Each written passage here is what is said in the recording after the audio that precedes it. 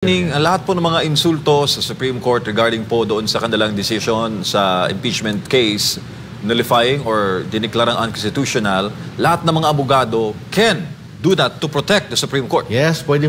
Anybody can do that as an officer of the court. Any lawyers can do that. But sabi ko nga, ang decision ng courts, may tinatawag tayong prinsipyo sa ating batas na government officials should not be onion skin. So they are subject to criticism, they are subject to ridicule, mga argumento. For example, hindi sila sang-ayon sa decision ng court. Anybody can do that.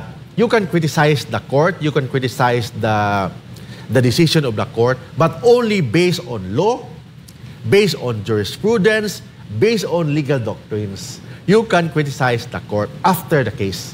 For example, tapos ng kaso, pending na decision na, you can criticize the decision of the court. But only based on law, jurisprudence, and legal doctrines. You cannot criticize the court below the belt. For example, gagamitin mo ang court sa pamulitika.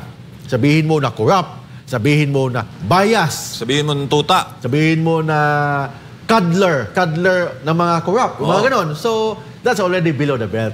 Tsaka pag sinabi mong posibleng maharap sa impeachment case, parang binagbabantaan mo na. Yan. Iba yun. Iba yun. For example, yung mga former justices ng Supreme Court, they criticize the Supreme Court. Bakit hindi naman dinimanda? Kasi we follow may tinatawag na freedom of press. You can criticize the court, yung mga pending cases. You can criticize that. That's your right. Because courts are also public officials. They should not be onion skin.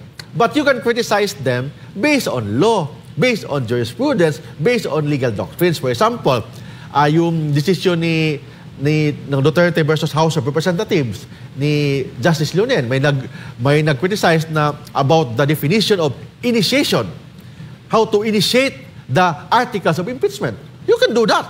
That's part of your freedom of press, part of your freedom of expression.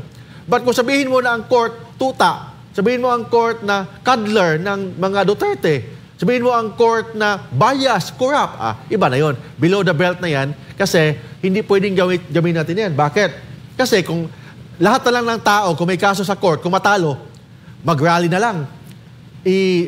Papahiyain ang court. So, gagamitin ng court, dalhin ang court doon sa politika. So, kung ganoon ang mangyari, it will affect the independence of the court, it will affect the integrity of the court, and it will affect the rule of law as a general. Yun yan.